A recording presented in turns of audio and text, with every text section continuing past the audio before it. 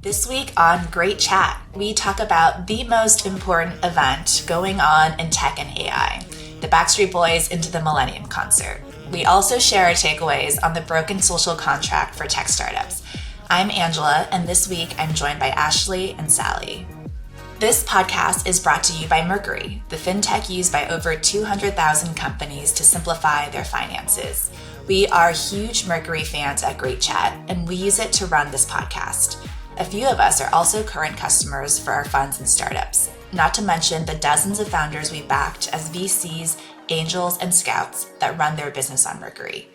If you're launching a startup or fund, visit mercury.com to apply online in 10 minutes or less. The onboarding couldn't be more intuitive or delightful. Quick note, Mercury is a financial technology company, not a bank. For more details, check our show notes. I feel like the odd one out for not having been in Vegas either recently or currently. I know, Angela, you and I swapped places, but I think you and I are in a very different vibe. I'm repping the merch. As I was telling Ashley before we started recording, I paid $130 for this sweatshirt that probably cost $5 to make. So I'm getting my cost per wear down. Angela, you're going to have to tell our non-viewing listeners what your sweatshirt says. My sweatshirt says Backstreet Boys established 1993. So, I mean, between Wimbledon, Sun Valley, obviously the most important place to be was opening night of the Backstreet Boys Into the Millennium tour in Vegas, which is where myself and 20,000 other fans were, and it was amazing. Were they like all millennials, or is there a Gen Z contingent that has discovered the Backstreet Boys? Don't age us. 100% millennials. Sally, I don't think anyone thinks we're not millennial. You're right. But maybe we're young millennial. They don't know that. We could be the youngest millennials.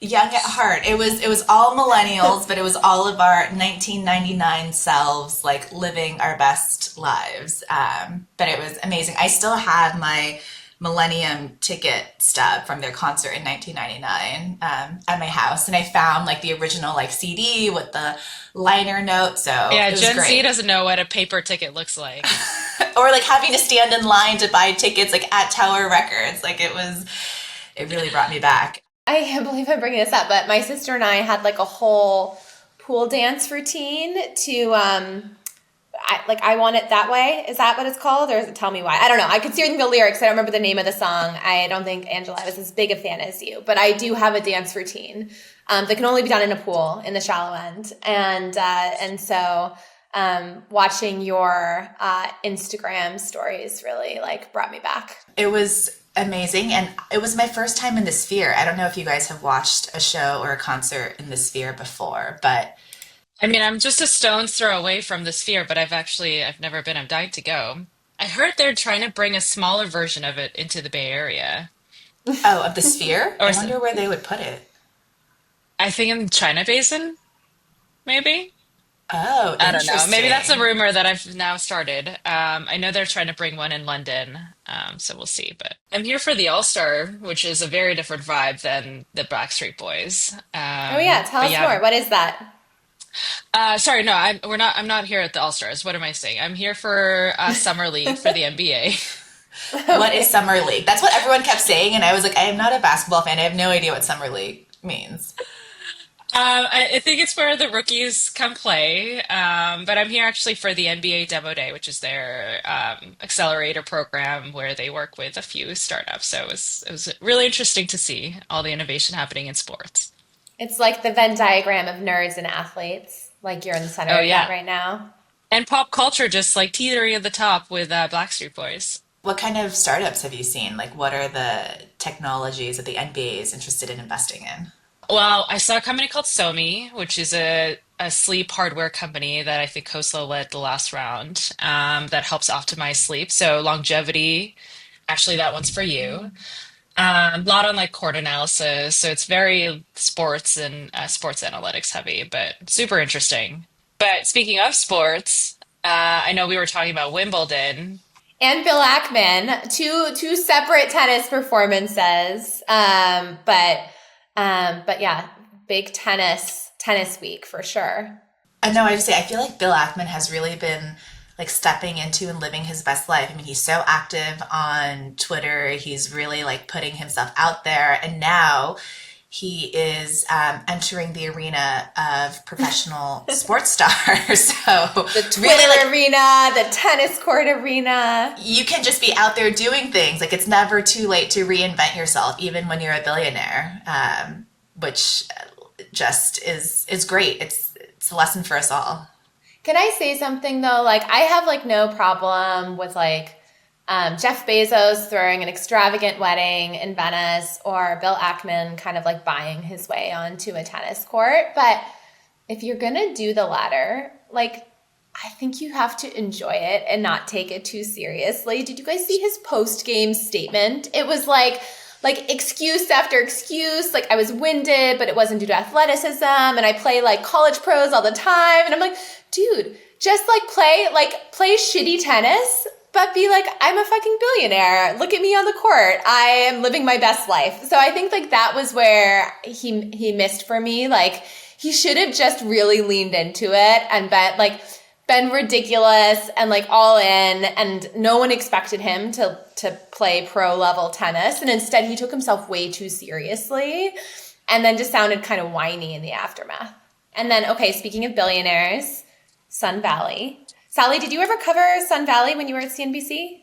No, that was one of my dream assignments that I never got. But yes, it is the funny dynamics of covering Sun Valley from my colleagues Julia Borston and others is you, as a journalist, cannot go into the hotel where everything is happening. So you just stake out in front of the hotel where you see the iconic like photo of Sam Altman being interviewed with all the mic flags and like CNBC at the center. Or like buff Jeff Bezos in his vest. I feel like that's like the classic Sun Valley photo that's like seared into my memory. Totally. I think the iconic photo of this year was Eddie Q holding up his like waving, and it's like a printout version of his Google Calendar, and everyone's like, paper is still king. Maybe this is why Apple is so behind in its AI strategy. They're still on paper. They haven't moved forward on the tech stack yet. Speaking of media, one of the things we were talking about in our group chat yesterday, and a lot of Twitter was talking about, was the Information's new like live TV video product launch, TITV, although you can imagine how some people are like saying that acronym. I mean, Sally, I'm especially interested in your thoughts as our like resident media guru. The idea of like digital video is not new. And so I think like the idea that everyone's like, oh my God, like the Information is copying TBPN. It's like, oh, maybe Twitter needs to like catch up on what's been happening in cable news for a long time. So I think it's just like we're becoming more of a visual medium overall, and video is just becoming such an integral part of it. So it makes sense for everyone to test that theory. I think like, you know, sometimes you want to emphasize on what you do well and stick to that. I haven't seen the Information's video rollout. I just saw the news headlines of it. So Zuck made an appearance for the first one. Oh, he did. They pulled a heavy hitter. I haven't had a chance to listen beyond like a tiny clip that was going around. I think that, like, I so agree with you, Sally. Like, it's so important it's both important to experiment. And so the people who were outraged that the Information was doing this, I was like, that's ridiculous. People are going to vote with their views, and like, kudos to TBPN for like creating a format that has gotten people so excited and feels fresh, even if like streaming isn't new. But I also agree that you have to lean into your strengths. And I think the interesting thing to watch here will be TBPN, I think, has been successful because it has really unabashedly embraced tech news as entertainment, right? They're not like purporting to be a journalistic outfit. They are having fun with it. Like everything about the way that they do, they're like technology bros, technology brothers. They're just like leaning into it and leaning into the cultural zeitgeist. And then I think it was interesting that the Information came out of the gate with some messaging that was very much like, news from the people who are breaking and shaping it, like not just commentary. And I think that sounded like a little bit of a dig at TBPN. Maybe I am projecting that, and that's fine. I do think there's a question of like, who are the people who want to be entertained by tech news? And who are the people who want to listen to journalists talk about breaking news? And I think those might be different audiences. And so it'll be interesting to see if the format that has worked so well for TBPN. And Sally, as you've talked about, I think it's not like necessarily that everyone's tuning into the live stream. It's like the clippable parts of those interviews that people are resharing on Twitter, which feels like their core network. Like, I don't know if those same dynamics will play out for the information. And so I think that's going to be really fun to watch. To the information's point about just like where the people are breaking the news, when NBC News invested in Recode, we had this deal where whenever Recode broke the news, they would go on CNBC right away, and so there was a lot of like coordinating happening between the digital front and then from the print front, and because you want to disseminate the eyeballs as wide as you can, and so you want to do it where people go. So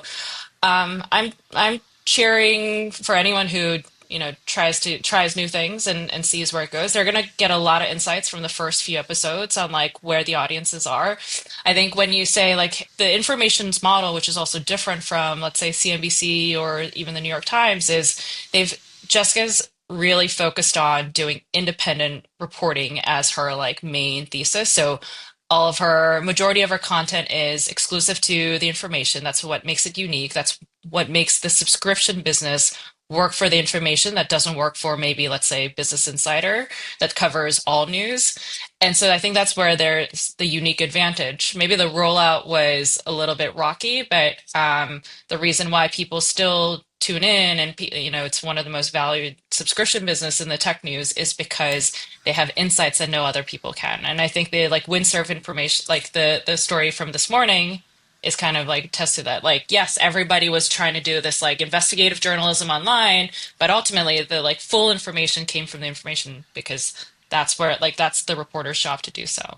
This isn't video, but another format podcasting that's made this work is The Daily from New York Times, right? Where they have journalists on daily to talk about big stories. And those journalists have, I think, almost always done like direct reporting themselves. And so it is a really there's a lot of depth to the perspective that they bring, and it's not about being the first or covering the broadest. It's like, here's someone who's gone deep on this, and also can bring some of like the process behind it and bring in like, here's some of the interviews did, etc. But to your point, there's like Michael Barbaro is often like the personality that holds it all together in interviews. Exactly.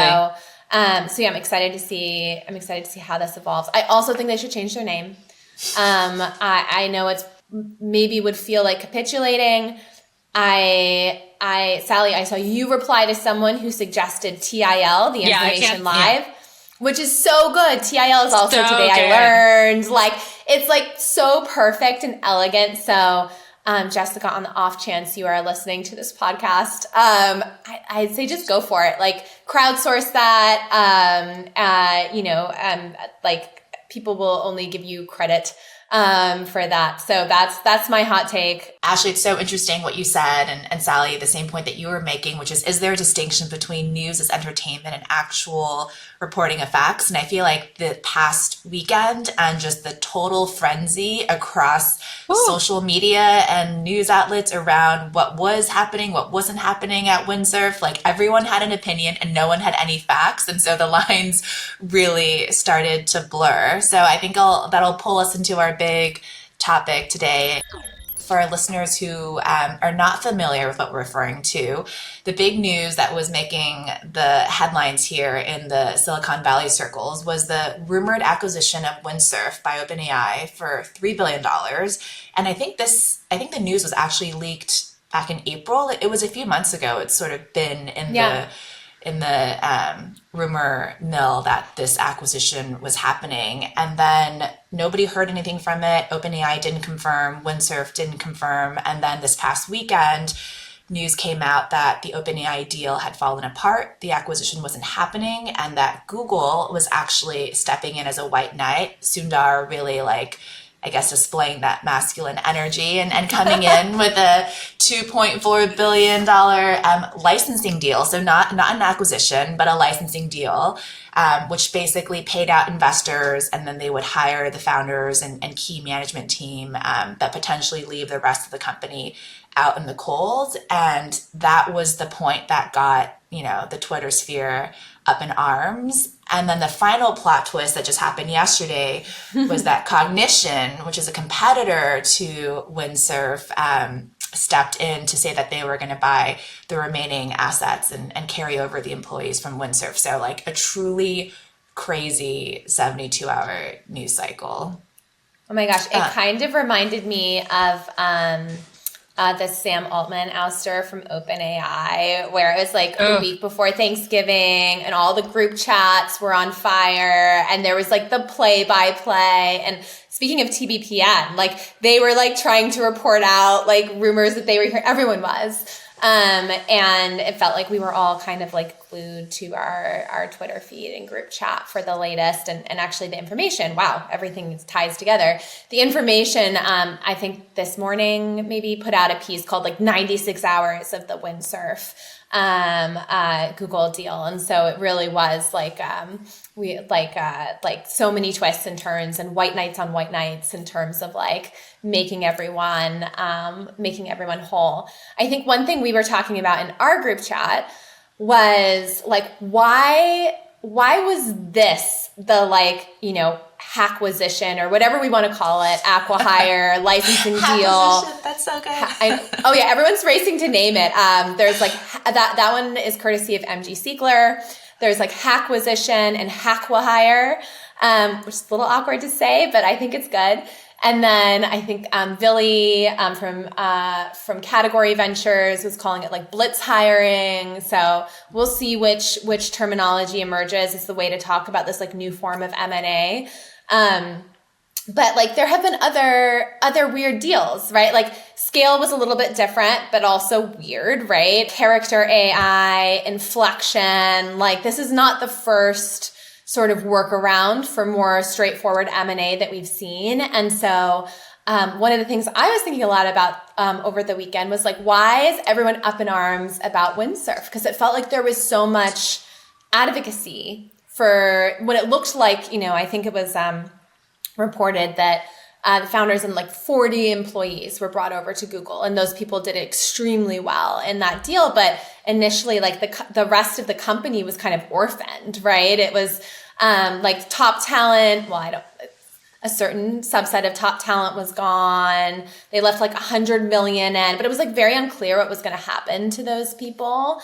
And people were kind of up in arms on the Twitter feed. And there were some, I think, very genuine posts from founders who were sharing stories about like their acquisitions and how they, helped forward vest employees and made sure everyone did well. And now we have this new paradigm where like founders are just leaving their companies for these multi-billion dollar deals. And so I don't know, any thoughts on like why it was Windsurf that broke the camel's back and finally like led to this broader dialogue?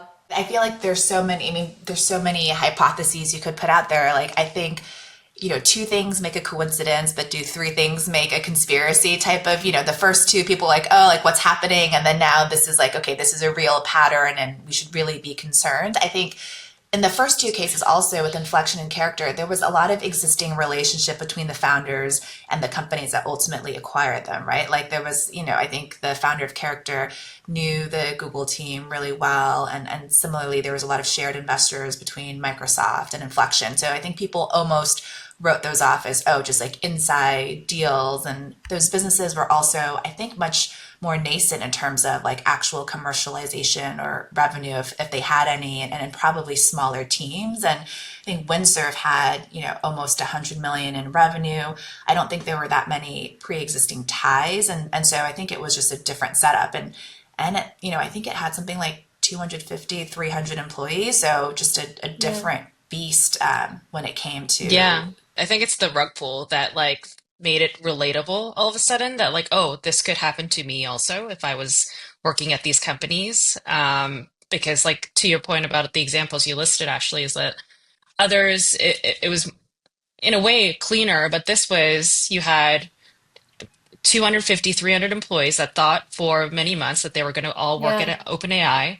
All of a sudden, overnight, they realized that, oh, a very small fraction of the employees were going to go and they're going to get the lion's share of the investment. And I think this is where like communication is so key. And that's where a lot of this fell apart because people started to speculate and like the Windsurf team did not communicate to their team very well. And that's why the juxtaposition with Cognition and their CEO and their rollout plan and how clear that was, all of a sudden, you know, they had all these champions around them or people cheering the Cognition and the future Windsurf team on, is because that they communicated this so well. So there's so many touch points that were so relatable to everybody, Yeah. beyond the point that like there were investors that like, you know, it's Windsurf happened to be one of the like hottest companies on the market right now with Cursor, and cogen is really a topic that people love to talk about.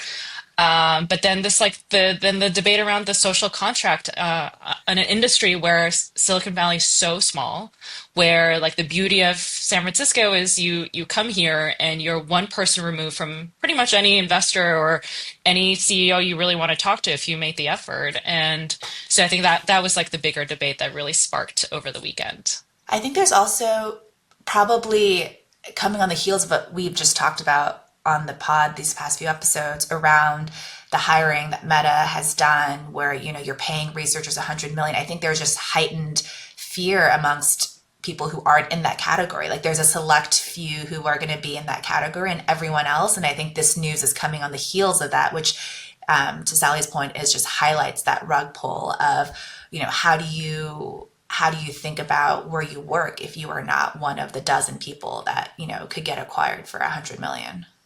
Totally. And I think like the startup gamble is like people should always go in knowing the most likely outcome is your equity is worthless, right? But the sort of promise and then the reason you would, for not like financial reasons, join a startup over a bigger technology company is if it wins big, everyone wins, right? Of course, like employees will get squeezed in like more middling outcomes, especially if the pref stack is like super tilted in favor of investors getting paid out ahead of employees. But like for the big wins, like everyone shares in those. And I think it's very jarring to have a $2.4 billion outcome for a company that I think Windsurf is like just a couple years old. It's a pretty new company.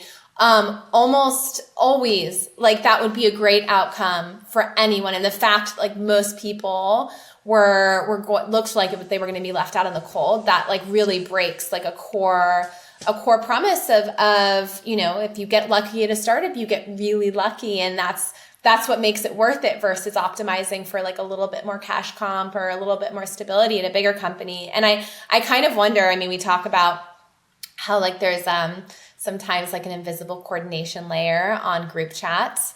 And I was thinking, I wonder if there are some group chats that are actually like rallying people to speak out, because it doesn't matter if I don't know a single Windsurf employee, I don't think. But like this is kind of existential for the startup world. Like Yeah. if startups can't hire great talent because that talent is like, even if this works, there might be a rug pull, like this new sort of paradigm of M&A, like, like tilted against me. That's really bad. If the obvious choice for everyone is just to go work at Google or OpenAI or Meta, what does that Yeah. mean for the startup ecosystem? And so that's bad for founders. It's bad for investors. And so I'm like, oh, okay. I wonder if this was, Angela, to your point, like the tipping point, like there have been enough of these now where people are like, oh shit, this could have some real ramifications for the broader ecosystem and the perception of like whether startups are worth the risk at all. I think also it changed. I was thinking about this part of if it changes how employees negotiate early stage company contracts. So like if you're an executive or more senior executive joining an early stage company, you have more opportunities to go back and forth on changing the agreement. So you have your double trigger clause that allows you for if there's an acquisition that your shares accelerate, your vest accelerates, but even you can also put in the language that like if that happens before your 1 year cliff. And I wonder, I'm sure some of the like high talented folks are going to start negotiating those into the contracts. And maybe that's fair. I agree with the having a 1 year cliff to exist, but if there is an acquisition, should that be treated differently? Especially given that like some of these like product development is happening in such a narrower scale now because everything is moving so quickly and products are being developed thanks to AI a lot faster. If that also needs to be adapted to it. I don't know if the power dynamic is the right word, but like economic spoils just get moved around depending on different points in the cycle, right? Like during the ZERP era, like employees were definitely getting the better end of the deal, and now the macro is tougher and everyone's elbows are out a little bit more. Like internally we call it like the New York mindset versus the SF mindset. And like New Sorry, York, like guys. like hedge fund, it's sort of like, okay, like money is money and like we're looking out for our best interests. And then, the Silicon Valley view is like, oh, we're all family and relationships are long. But when times are tough, maybe things tilt in different directions. But I think even before we got into this whole AI hiring frenzy, the social contract was really strained because the vast majority of startups are not in the category of Windsurf or Inflection or Character, and they're facing a lot of issues with their employees. Like a lot of company raised really high valuations and they're facing down rounds even in terms of their internal 409A valuation. So not from like an external mark, but that means that a lot of employees' equity is not worth much anymore.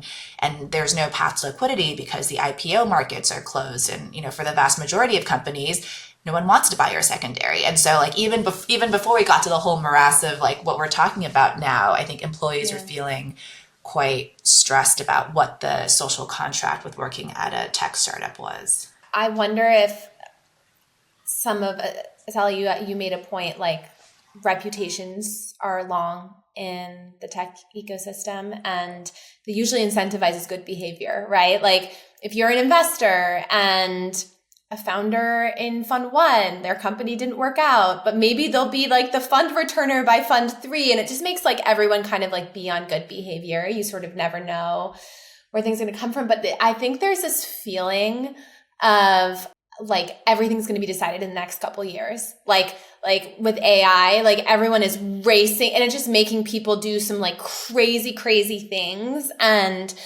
sort of lean more into like short-term thinking because maybe short-term is all that matters. The short-term is going to define the winners. And so that sort of like longer arc of relationships that I think generally does incentivize good behavior in Silicon Valley is less resonant in this moment for some people. And then Angela, to your point, it's so interesting to think about the like non-financial ways that the social contract with employees has been renegotiated just over the past 5 years. You think about, sort of some of like the peak employee power during the pandemic. I mean, companies were like scrambling to make employees happy. And some of that was in the form of like all these new employee benefits and mental health benefits. And here's a budget for your home office, but also leaning into social issues that their employees cared about and taking a stand and being more political and making promises around equity and inclusion. And man, like the tide has come out on all of that, right? And I mean, I've seen this too, like a lot of startups that like were built around that sort of employee benefit bonanza have like struggled and had to figure out new go-to-markets. And certainly we are no longer in like a DEI era, at least as being sort of like a more popular focus of the technology ecosystem. So what a whiplash for employees, right? Like the sort of financial incentives are changing. The way companies sort of like want to meet your like emotional and psychological needs are changing. I think some of it's healthy. Like I am someone who has been and continues to be like just like all in with work and care super deeply. But I do think it is a good reminder that like, you know, if you're an employee at a company, maybe that's not your family. Like maybe that is like an employer relationship, and it is like good to keep in mind that you have to like look out for yourself and set the right boundaries and really understand what other people's incentives are. I think on the Windsurf thing, which is interesting, is the licensing deal that Windsurf did with Google, or that existed pre the Cognition deal, if that continues to happen, and or do they see this as now like a competitor space because the merger of Windsurf and Cognition? And I don't know at what point the investors got paid out, if it was through the Google deal or the existing investors through the Cognition deal. But you know, whoever gets scarred in this deal process, they'll have pause if the Windsurf CEO decides to raise again. I have no doubt that if he decides to raise again, that he will have no issues. Maybe the other part of it that he needs to think through is the social contract between employees. So will he be able to recruit the same caliber of talent in his new company if and when he does? I think he's like late 20s or early 30s. He's still very young. He's got many more startups in his future if he wants to. So like managing that process, hopefully he's learned a lot from this deal, and I'm sure he has, especially around like how do you communicate directly in the time of crisis? How do you make every employee who joins his future company whole in situations like this, or like maintain able to recruit the top talent that he's been able to do so at his first company. Yeah, I mean, this has been like a fascinating discussion. And to our point, we'll see like windsurf was a straw that broke the camel's back, but we'll see if the conversation continues as other examples of this pop up. But I think it really highlights the founder's mission orientation and ability to recruit investors and to recruit employees to join him. And we will see how the landscape evolves. But it definitely feels like there needs to be a new social contract, or similar to what we see happening in VC, the startup industry will just go through a contraction where there's less people that are interested in joining and it shrinks. And then the economics right size themselves to a point where it's attractive again. And then people start heading back into that industry. You know who doesn't care about social contracts? AI agents. We'll just have teams full of bots doing all the work. It's going to be fine, guys. On that note, on that uplifting note, you know, I forgot to mention that the Backstreet Boys, for their closing song, Everybody Backstreet's Back, they had a whole army of humanoid robots dancing on screen. So I felt like it was the perfect marriage of embodied AI and the Backstreet Boys. So it was very, very well done. One last point on Windsurf before we get to the Q&A is this whole Silicon Valley theater, as we like to call it. The funny little nugget I found in the process over the weekend was that Windsurf actually took over the Pied Piper's office from Silicon Valley HBO, which I thought was just like so hilarious. So anyways, with that, should we get to the Q&A portion? The question, which is very relevant, Sally, given you're at a conference right now, is there seem like a million happy hours, panels, get-togethers for tech events, and you could fill your calendar every night for the next 12 months. How do you decide which events are worth committing to? Ooh, I wish Helen was here for this one. I find maybe a hot take, but I find most conferences pretty useless unless they're very specific. So, like I said, I'm at the NBA demo day today, and relevant for us because Comcast has a sports vertical. We're doing a lot more in sports investing, so wanted to see what kind of innovation was happening in the space. A lot of these companies probably wouldn't have been on our radar for some of the bigger conferences that we go. I just feel like some of the I won't name which conferences, but like some of the bigger conferences I went to, it's just a reunion of all my friends that are in San Francisco, but that happened to be that we're all meeting in Vegas or in New York or some other place that's with a more fancier backdrop. So yeah, maybe it's more efficient in like lining up a lot of calendars, but um, do I learn a ton from it? Probably not. I think it's a little different if you're on the like sales side and you're trying to sell to a customer and the customer happens to be there, which is a lot of cases with some of these conferences. But I don't know, Ashley or Angela, what you thought about that. I'm very picky about which events I go to on like two vectors, and they're super obvious. One, just things I think will be fun, that have people I want to see and will give me energy. And then two, things that are very like clearly mapped to like business priorities. I think the interesting thing about my venture career versus my operator career is that there's so much serendipity in venture. And like, I think a lot about what are all the different ways I can like increase my personal surface area to have like just a better odds of having that like meeting or interaction that leads to the next deal, or telling someone about a company in my portfolio that and they end up leading the next round. Like there's so many good things that happen sort of like accidentally or unintentionally. And so I'm basically like constantly like having this internal battle with myself. Whereas my operating career, like 99.9% of my energy just needed to be focused on like doing my job. And then, going to events was mostly like gravy and fun. I mean, maybe more from a like media perspective, it was helpful to run into reporters. But yeah, I mean, I think I am an introvert who operates much more like an extrovert, and I like stay home every weekend because I'm so exhausted by my weekdays. But also it's fun. I like, it's fun people. I'm just interacting with like investors and founders and whatever. So I can't complain. But yeah, I would love it's to do a topic on this internal in the one. future, by the way. The extro introvert Oh types. yeah. Yeah. Totally. But we're very good at appearing extroverted, I would think. All right. Should we wrap it up Awesome, for the guys. week? Let's do it. Good to see you guys. See you in the group chat. Thank you for listening to Great Chat. Have questions for us? Make sure to submit them at anothergreatchat.com. See you next week.